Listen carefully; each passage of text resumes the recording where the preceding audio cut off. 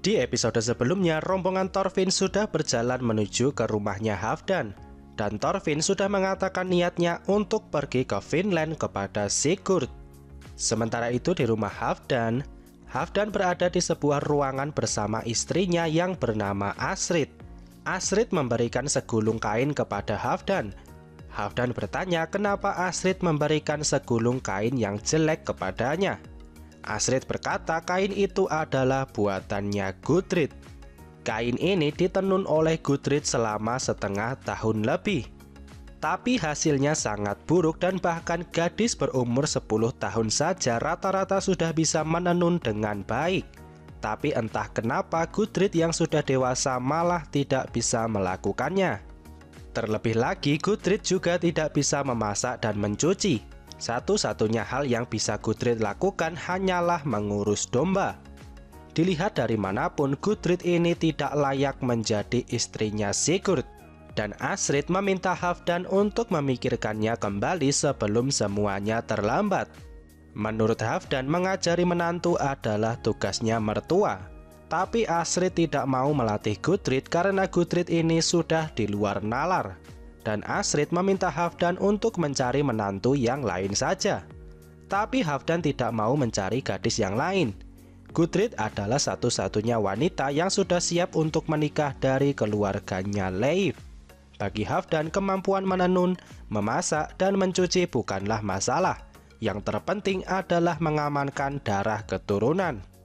Akhirnya terungkap juga kalau Astrid istrinya Halfdan ini dulunya juga berasal dari keluarga nelayan yang miskin.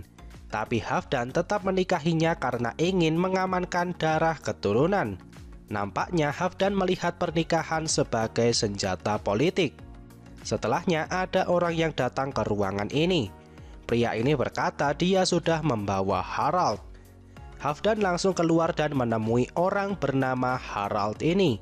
Ternyata Harald ini punya hutang kepada Halfdan.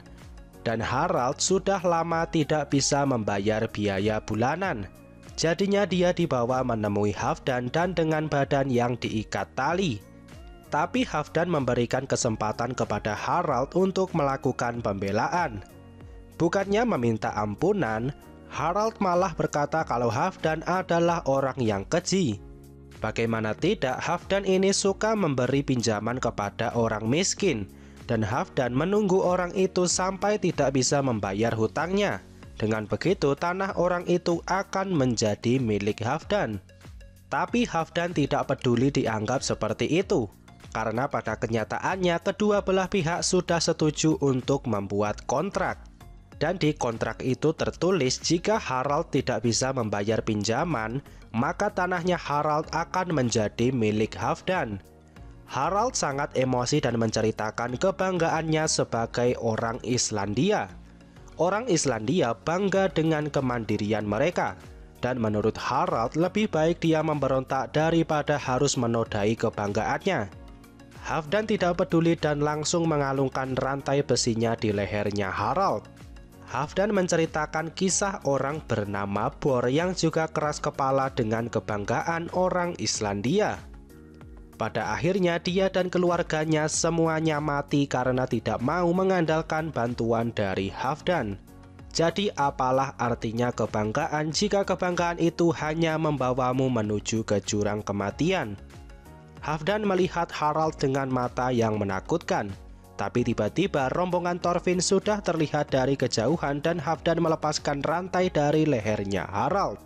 Halfdan menyerahkan sisanya kepada pekerjanya. Dan orang berambut pirang ini mengeluarkan pisau dan mengarahkannya kepada Harald. Apakah Harald akan dibunuh? Ternyata tidak. Pisau ini hanya digunakan untuk melepaskan tali yang mengikat tubuhnya Harald.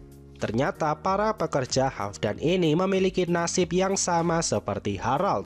Tapi mereka akhirnya menjadi pekerja Halfdan dan tidak memberontak dengan alasan kebanggaan. Akhirnya rombongan Thorfinn yang terdiri dari Thorfinn, Leif, Einar, dan Thorfinn KW sekarang sudah masuk ke dalam rumahnya Halfdan. Dan Halfdan ditemani oleh anaknya Sigurd. Halfdan sudah tahu Thorfinn ini ingin membangun negeri di Vinland. Dan Halfdan bertanya apa saja yang Thorfinn butuhkan. Leif merasa ini terlalu cepat, dan sebelumnya Leif ingin menjelaskan kalau mereka belum merekrut siapapun dalam misi membangun Vinland ini. Tapi Leif yakin bisa mendapatkan sekitar 100 orang sukarelawan. Kebanyakan adalah orang dari Greenland. Dan cerita tentang Vinland ini sudah menjadi impian seluruh orang di Greenland.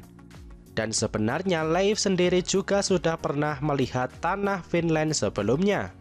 Itu adalah tanah yang sangat kaya dan juga luas. Tapi Leif hanya melihatnya dari jauh dan daratannya sangat panjang sampai Leif tidak tahu di mana ujungnya. Jadi bisa dikatakan wilayah Vinland ini tidak hanya sebuah pulau kecil. Mungkin saja tanah Vinland ini adalah sebuah benua. Dan Leif yakin tanah di sana bisa menumbuhkan gandum dengan baik. Tentu saja peternakan juga akan lebih mudah dilakukan di sana. Dan jika perkembangannya bagus, Leif berjanji akan menjual hasil pertanian di sana kepada Halfdan dengan harga yang murah. Akan tetapi sebagian besar tanah di Greenland adalah wilayah bersalju. Jadi sangat sulit melakukan pertanian di sana. Sigurd khawatir orang-orang dari Greenland ini tidak tahu cara mengolah gandum. Tapi Einar merasa itu bukanlah masalah. Einar dan Thorfinn pernah menjadi pengolah gandum di ladang Ketil. Dengan pengalaman mereka berdua, mereka yakin bisa mengolah gandum sampai bisa dijual. Asalkan mereka mendapatkan alat dan kuda yang benar, mereka yakin bisa melakukannya. Thorfinn lalu meminta peralatan yang cukup, alat masak, hewan ternak, dan makanan yang cukup untuk menghidupi 100 orang selama 1 tahun. Dan tentu saja kapal yang bisa untuk membawa semua komoditas itu. Ini adalah permintaan yang luar biasa. Dan Halfdan merasa bisa bangkrut jika harus membiayai semua keperluan ini. Tapi Leif juga tidak berharap Halfdan akan membiayai semuanya. Bagi Leif, 20% saja sudah cukup. Tapi Halfdan tidak ingin terburu-buru. Halfdan bertanya bagaimana cara Leif akan membayar hutang jika ternyata misi Vinland ini gagal. Di sini Halfdan menyinggung kegagalan ekspedisi Vinland beberapa tahun yang lalu. Ternyata adiknya Leif pernah mencoba masuk ke Vinland. Tapi akhirnya adiknya Leif tewas karena terjadi pertempuran di sana. Thorfinn baru tahu kalau ada cerita seperti ini. Leif mulai menceritakan apa yang sebenarnya terjadi. Sebenarnya Leif sendiri juga tidak ikut di ekspedisi itu. Jadi Leif tidak tahu secara pasti apa yang terjadi di sana. Tapi yang Leif tahu adalah kontak pertama dengan orang lokal terjadi dengan buruk. Dan adiknya Leif sampai harus mengarahkan panahnya ke arah orang lokal di sana. Pada akhirnya terjadi pertempuran dan adiknya Leif tewas di sana. Leif merasa adiknya adalah orang yang agresif. Jadi kejadian tadi sangat mungkin terjadi. Tapi sekarang situasinya berbeda. Thorfinn adalah orang yang memimpin ekspedisi kali ini. Dan Leif yakin orang seperti Thorfinn ini adalah orang yang tepat untuk ekspedisi ke Vinland. Akhirnya Halfdan tahu kalau pemimpin ekspedisi ini adalah Thorfinn. Jadi Halfdan menganggap hutang uang ini akan dilakukan atas nama Thorfinn. Setelahnya Halfdan menyuruh semua orang kecuali Thorfinn untuk keluar dari ruangan ini. Halfdan ingin berbicara empat mata saja dengan Thorfinn. Apakah Thorfinn bisa meyakinkan Halfdan? Atau Halfdan akan meminta jaminan yang lebih besar lagi?